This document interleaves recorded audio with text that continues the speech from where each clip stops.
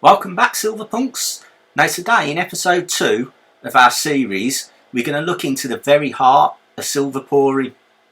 Now in our view this is the tools and all the safety measures you need to do it at home, so you've got all the right gear and you're safe, whether you're just starting out or looking to perfect your craft and really get into your silver pouring. Then this video is going to be really good for you. It's going to give you just a little overview, just so you can see all the tools and bits and pieces. You can see some on the screen now. We'll go into them in more detail, so we'll get stuck straight in and look at the first thing we need: the furnace. The furnace is where the transformation begins. Selecting a furnace that can reach the right temperature, e.g. the melting point of silver, is crucial. As you can see here, this is the one we use at Silverpunk. You've got to consider the size, efficiency and even the fuel type. This is an electric tabletop example with a 1 kilogram crucible. Now next up guys is obviously the moulds. Once you've got your furnace hot and running and got your silver in, next you've got to decide on what you're going to pour in. Now obviously there's lots of different things. Moulds are basically your canvas. They shape your imagination and make it into tangible art. You can use Petrobond sand like we've got here, as you can see. Now this is pretty good for intricate designs, and you've also got graphite moulds, which are more for your straightforward generic bars and hearts and rounds and things like that. But both are pretty good and pretty cool. We use them both here at Silverpunk.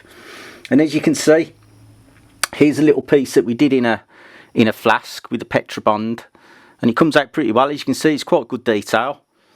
It's old Gustav Fring from Breaking Bad. So you can see, using the Petrobond sand mould, you can get some good detail. And also the graphite moulds, these are, you know, they work out really well, pretty cheap, and you get some good results with those. If you like quick, I don't want to say easy because it isn't easy, they are pretty difficult to do. You've got to be able to pour correctly, but the graphite moulds do give you quick results if that's what you want.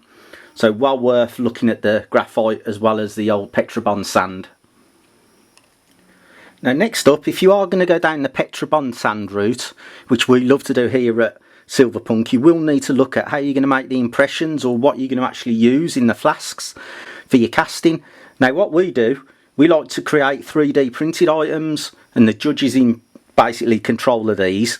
Now you can find lots of different designs online, as you can see here.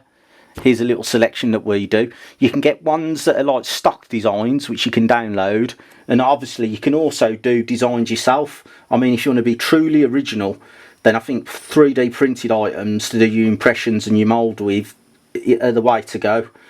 I mean, it just gives you endless opportunities. I mean, this is one that Judge created himself, this little Space Invader round, and there's the print, and there it is in silver. So that's just like a one-off, only one ever done using that mould. Judge made it, created it, printed it out, and then I pulled it in silver. So as you can see, 3D printed items can bring your own originality to life. Now the next thing to think about is the various bits and pieces and the tools that you'll actually need for your pouring. You'll need one of these, a blowtorch for your gas, so you can heat up moulds and heat up your tongues before you can pick up the item up.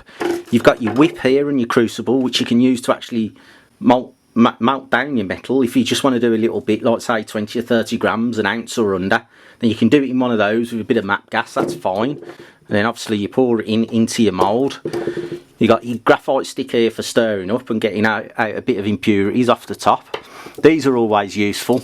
Some of these, I don't know what you call these, like an adjustable spanner, like the plumbers use, adjustable wrench.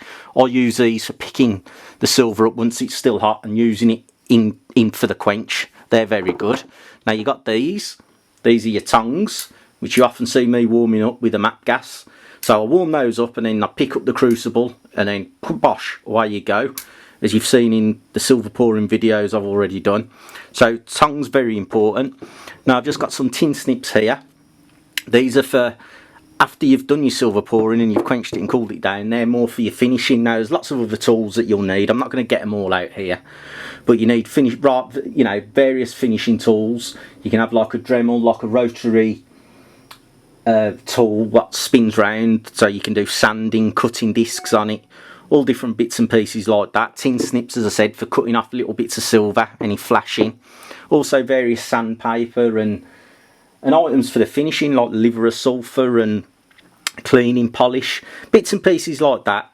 They all add up, but I mean, these are the actual, I'd say, like the important tools for the pouring. What you need, you need those as a must, otherwise you can't pour. I mean, the finishing bits you can add to and do what you want, but these are your nuts and bolts, as it were, the things that you really need. Now, moving on from the actual tools, we're getting onto the safety side of things now. Now, these are some of the things that I wear. Obviously, gloves, good quality gauntlets, I think they're called, like welding gloves. I think they're leather there, and this is like a suede leather effect. Now, they're very important if you don't want no splashes from the crucible or bits of silver hitting you when they're molten. And obviously you're dealing with red hot moulds and metal, so they're a must. Safety glasses or goggles. I must admit, I prefer the goggles when I'm pouring, just because it gives you a bit more at the side and I just feel a bit safer. I think a lot of it to do when you come to pouring, it's a lot to do with confidence. You've got to be confident. No little movements, just bosh, in it goes. And I think with those on, gives me a bit more confidence in the glasses. I mean, I do use these glasses, but this is more for when I'm doing the finishing, when I'm doing the cutting and the sanding, just in case any little bits of metal fly up. I don't mind using them for that, but for the pouring, I like something a bit more concealed. It would give me a bit more time. If some metal did hit those, I can get them off a bit easier than I can with the glasses. And obviously underneath, if you can see, nice big apron that covers me all the way down to pretty much below the knee. So just to the top of the shins, so that's always useful, because obviously if anything happens, a bit of spillage and it drops off the table, you can be in trouble quick if it starts melting to your leg. That's all the safety gear.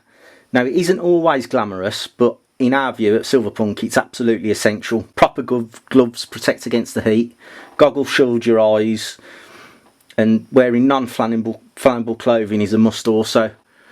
I mean, if you think about it, if you get the safety first, it'll lead to stunning art a bit later, so do bear that in mind, guys and girls. Molten silver is extremely beautiful, but of course it can be hazardous. Handling it requires precision and respect. Use tongs to pour it carefully and never rush it when you're mid-pour, just take your time. As you can see here from our pouring technique in this video, with an emphasis on control and caution. You can get some cool results and some nice big chunky pours, as you can see here. The cooling on this one is just super, we just love it to bits. Look at them colours. Your workspace is the core of your creativity, so try and keep it organised and hazard free. It is difficult, it does get messy from time to time, but the cleaner you can keep it, it helps you make a smooth crafting process. And obviously, do notice our fire blanket up on the shed wall there, opposite where the furnace is, just in case there's any problems. It just puts that bit of safety in mind and it sets the stage for success. As you're probably aware now by this video, your tools and safety measures are the unsung heroes behind every silver pour that you do. Try and equip yourself wisely, and the world of hand pouring and silver art awaits you.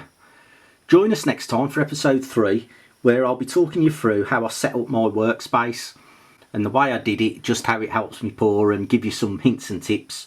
And don't forget to hit that subscribe button to stay connected with your fellow Silverpunks.